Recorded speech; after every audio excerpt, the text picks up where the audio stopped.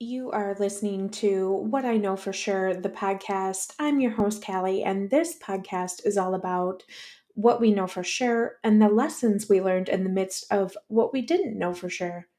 If you are looking for a space to be loved on and hear hard truths, then stick around. This is the podcast for you. If you haven't heard about Anchor, it's the easiest way to make a podcast. Let me explain. First, it's free.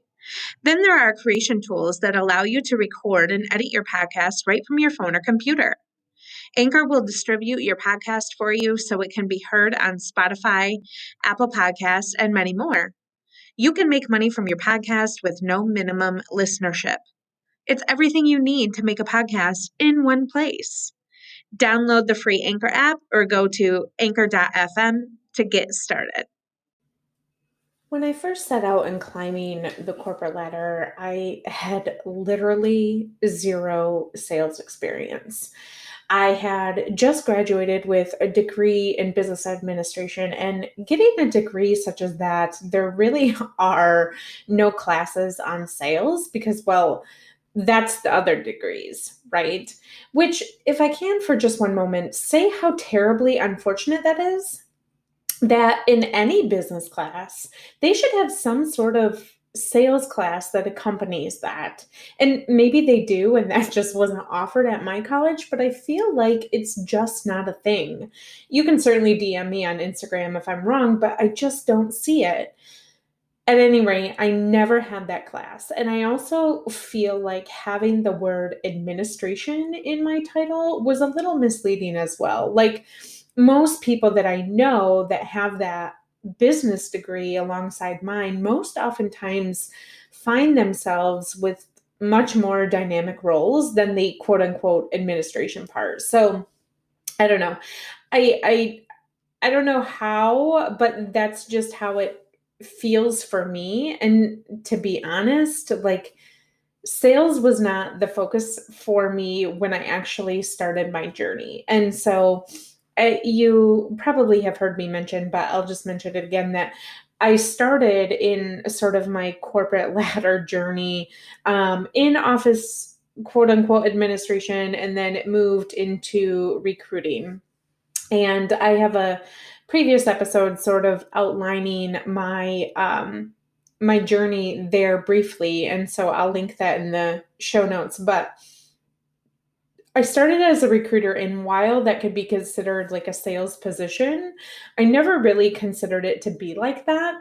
I think for me, I was just so passionate about the work that I was doing, the clients that I was serving, and then the community that I was helping, that looking back, my passion for the people truly outweighed any sales pitch that I was drumming up.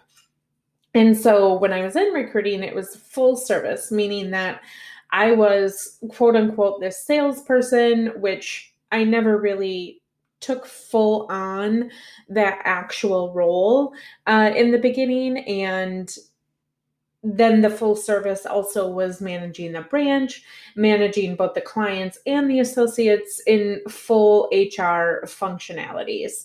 And so, like I said, I never thought of myself as the true salesperson, which what I realize now is that it was sales. It was just more of like conversational sales in the sense that I spoke about the value of our company that we could bring to the client, but most oftentimes the client was already sort of onboarded. So I didn't really have to truly do much of that. Really, the continuing to speak about the value brought to the client was just more on a weekly basis. So when we would, send people out, we would, curate the email or have conversations with the client on the phone as we were sort of working through speaking to the candidates about the value that the client had, right? Because when you talk about in terms of recruiting, how our business model was set up was we would have them for, I think it was like 100 days or something. Every recruiting agency is different, but we would have them for a certain length of time. And then after that length of time, they would transition onto the client's payroll as full-time employees. So when we talk about the value that we were expressing to the candidates, it really was, this is the value that our company would bring to you. And so during this 90 or 100 days, whatever that looked like, these are the benefits that we'll provide to you. And then as you transition, this is the client benefits. And so we sort of were this go between just always coming back to the value, whether it's educating the client on the value that the candidate can bring or educating the candidate on the value that the client could bring. It just really never truly felt like sales because I was just so passionate about almost every client that we worked with. And then truly, as I got to know the candidate, I was, advocating for them on their behalf to the client. And that really came from understanding who they were as a candidate and, as a potential employee for the company that I was working for. And so I just, like I said, never really, truly, pretty much until right now, realized that it was all sales. It was just super conversational. And I never really had the pressure of having a metric that I would have to go out into the community and, bring in XYZ sales. All I knew is I had X amount of positions to fill and I had to do that with people. And then, our emails to the client were again, Joe Joe Blow here, he has worked for XYZ company. He's super stable, super reliable. Like that's all information that I had to gather through our interview process. But all of that to say, my role never really started to transition into more formal sales until I transitioned to a branch manager role. And during that time, our branch never had a salesperson. And so I was it, like to collect more sales and get our branch trending towards, the top of the leaderboard. The whole thing was that I had to go out and I had to now transition to do like the cold calling and, have a pipeline and all of the things. And I remember going out, we had like this, I'm trying to think of what it's called, but we had this where we would go to the clients and give them like goodies, as like to cold, it was sort of like cold call. And so I remember I had like 5 or 8 companies on my list for that day. And so I got in my car and, I have all my addresses and I got my Google Maps and I'm like, I can do this. And when I got to the first company, I sat in the driveway or the parking lot frozen, completely frozen. And I talked myself up to say, I can't do this.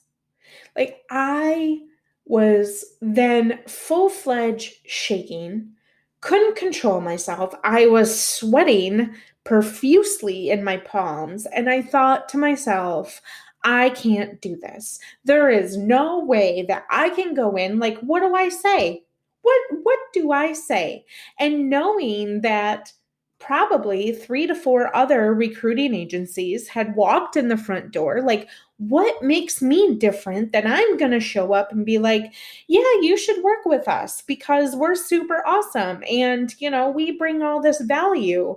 And I totally didn't remember any of the conversations that I had had with my clients, with my candidates, that I could even transition into doing sales. So here Callie is in her car in a full-blown panic attack, and I drove back to the branch. And I am crying.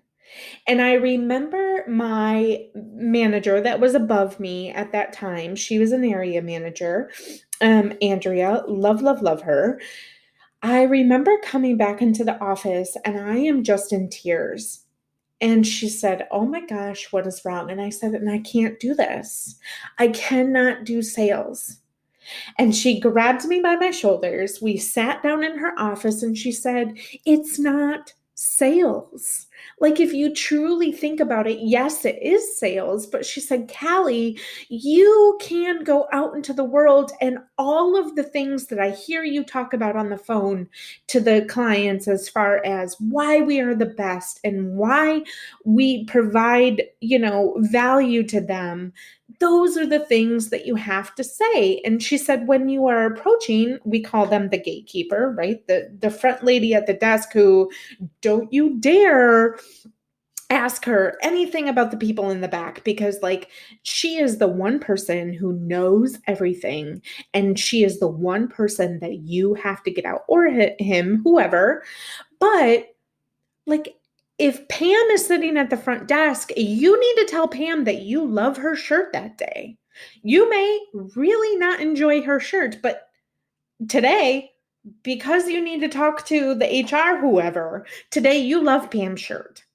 And so I remember this conversation with Andrea, and she said, "Callie, you are doing sales. It's just you don't even realize it. And so you need to find something to resonate with the other person that you are asking the sales from." And whether that is the dog, whether that is, what they're wearing that day, whatever that looks like, it's just you are friendly enough, you are smiley enough, and the only barrier that you have is yourself. The only barrier that you have is being able to show up in the way that I see you show up in the office here. And so it just clicked for me, because I thought, this whole situation, it taught me that I was not an outside salesperson, for one, but I could potentially be a salesperson by just being authentic, just being myself. And if that resonated with people, if that was the way that I was organically showing up every day, then why wouldn't we get clients, right? Why wouldn't this be something successful for me, but also for my company? But specifically, internally, I truly felt that I was not an outside salesperson. Like, that part wasn't my jam. I didn't enjoy actively going out and cold walking into somewhere or cold calling somewhere, because I really valued working with the clients after the initial onboarding began with what we would call upselling. So I could talk to our regular clients that we had, and find opportunities for us to grow within the organization. If they had, what's coming down the pipeline, what new positions do you have, could we potentially fill those for you? Like, I loved talking about that, and I also loved working with the candidates to secure those placements. And that really is a whole other ball of sales, right? Like, not every person is going to take every job that you pitch them, and they shouldn't, truly. But working with the candidates to secure those placements, it was conversational sales where I was matching their skills to what they desired with what the client was seeking. And so, anyhow, I really loved, again, just showing the value to both ends, because that is where my caring personality came in. And I just felt a little less sleazy, if that makes sense. And I think when we talk in terms of sleazy sales, it's not necessarily like what I just talked about, right? It's not always the cold calling. It's not always the, uh, you know, calling 50 times a week just so we can get in front of somebody. That is sleazy. But also, sleazy sales to me represents just not really showing up as yourself and not really being truly invested in the company that you're working for, so that the potential client can see you radiating why you truly love this company and why it will be successful for them. Because you're basically asking in recruiting, you're basically asking the whole HR department to turn over all of their recruiting process. And that's a huge undertaking. And so a lot of people have an issue with somebody because, recruiting agencies are a dime a dozen. They have a huge issue with people coming in and saying, oh, yes, we can do this because what makes you different than the other guy? And I couldn't ever get to a point where, and this is totally topical, where I was comfortable getting out of my car, going in, and preaching the value from day one. Like I knew in my mind, in my heart, why we were the best, and I knew what set us apart. It was just I could never articulate the language. And so I knew that once they became a client, or once we were sort of working towards onboarding them, that my personality would be able to show them why my branch, or the section of my company, would be a good fit for them. But it was just the initial part that really, truly, if I'm being honest, I still kind of struggle with. I think of how my business model is set up right now, too. There are multiple ways that I could be that pushy, salesy type of person, and really, truly down to my core, it's just not me. And I truly enjoy connecting and learning from the potential client that I have in front of me, and then working in a partnership to help them reach their goals. And so, what I mean by that is, I remember when I was on a call with a potential client, and I said at the end of the call, well, truly, I've given you some things to think about. And so, if it resonates with you and the way that I operate, if that resonates with you, feel free to let me know, and we'll book a call and we can get you onboarded. And she said to me, well, that's not very salesy. We'll work on that.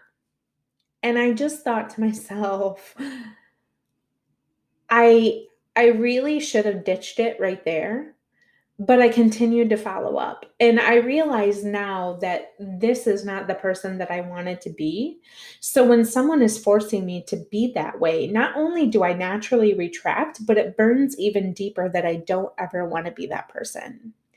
And the way that my calls are set up is I really spend that half an hour of the initial call getting to know someone and their brand, right? Because it's a lot to unpack. You're asking someone to go, what are you struggling with? And sometimes they don't even know until we start sort of bouncing ideas off of each other. And they know that they need an online business manager. They know that they need help, but they sometimes have a hard time looking internally and saying, but where is that? Where does that person fit in?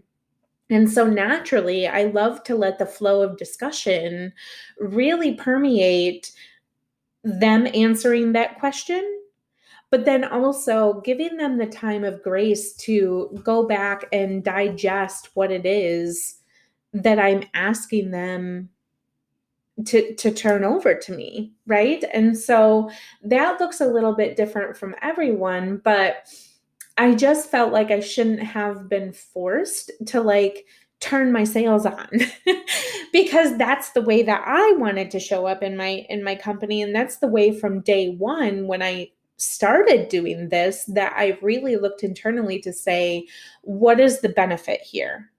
And the benefit is for me to show up and always be the listener. Let the person brain dump to me. Let them get their frustrations out, because then I'm able to look objectively to say, am I the right person for you? And are you the right person for me? Because not all the time will you find a client that matches your business style. And so it's really this sort of dance that we do, and it doesn't always happen on just one call, right? And I think that's something that we really need to clarify too, is it shouldn't be the expectation that we're showing up to one call and asking for the sale. Like sometimes you will meet people that need to really spend time to get to know you before they pull the trigger. And whether that is they come to find you on social media or you're having, maybe more than one call with them, like it really takes some people a little bit longer. And that's okay. I feel like sometimes when we're in society, it's rush, rush, rush, do, do, do, and make the sale, make the sale, make the sale, make the sale, because everybody is in this big rush. And I just want to caution that if you're in the business of serving, then it's serve first, sales second. Let me just say that one more time. It's serve first, sales second. Because if I can serve you in a way that you don't need me, which for some people that's contradictory, but if I can serve you in a way that you don't need me, then I will always do that first. But if I can also serve you in a way where I can get you more help, then that's serving and closing the sale. Do we see the distinction here? And so that is really what I wanted to chat with you about, is that if you feel like the sales aspect of your business is what's holding you back from asking for the sale, then don't ask for the sale. I want to share this with you that you need to show up as yourself truly. And I say this with love, that people can read right through the bullshit. So you have to continue to show up as yourself and learn about them. Truly learn who they are, who the person is behind the business, but then also how does their business operate and what are the gaps that you are filling in for them. And then you are in a much better position to serve. And what I mean by that is when you look at your call process, if you are not coming from the position to serve first and sales second, then you're always just going to be the revolving door of clients. And for me, I don't want that. I want the long-term partnerships. I want the clients that really, truly enjoy working with me month in and month out.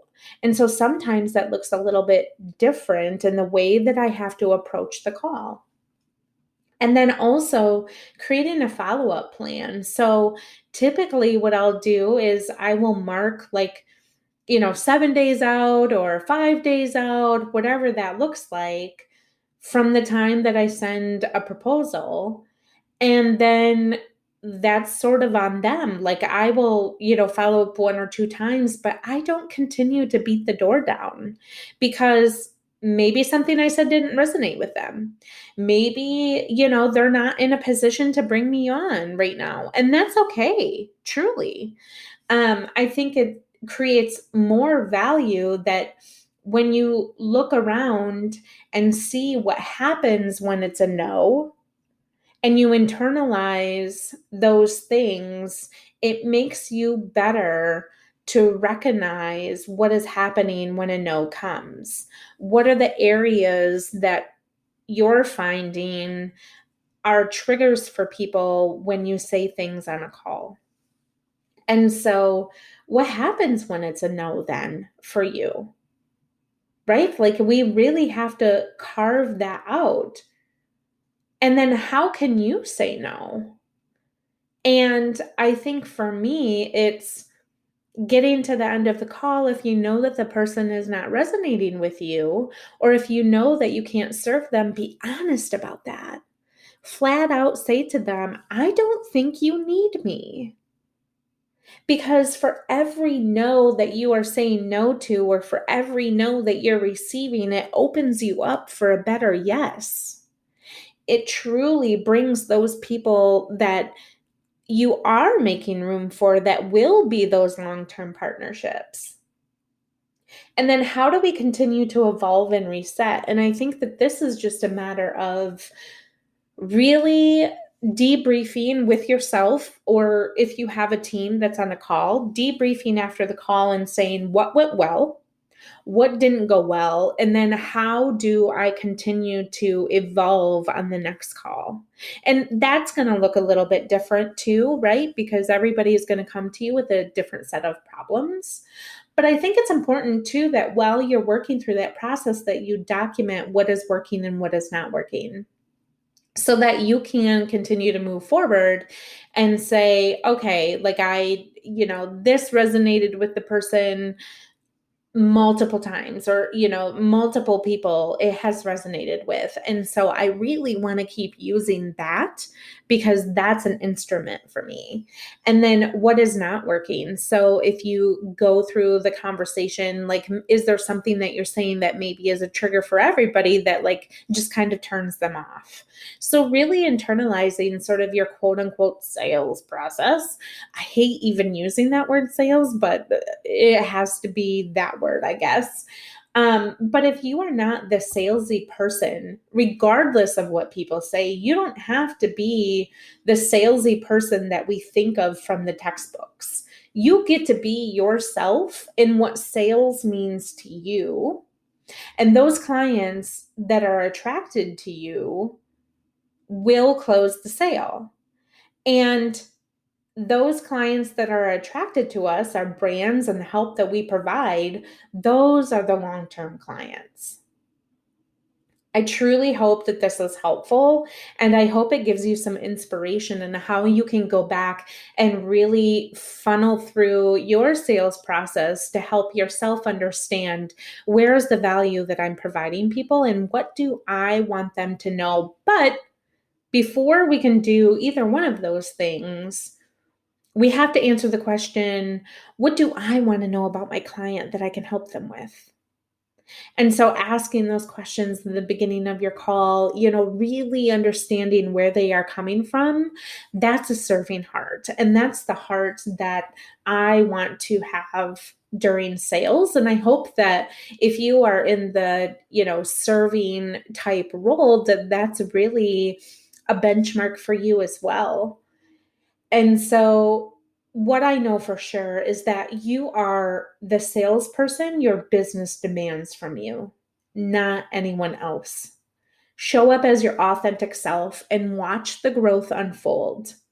For now, see you around the socials.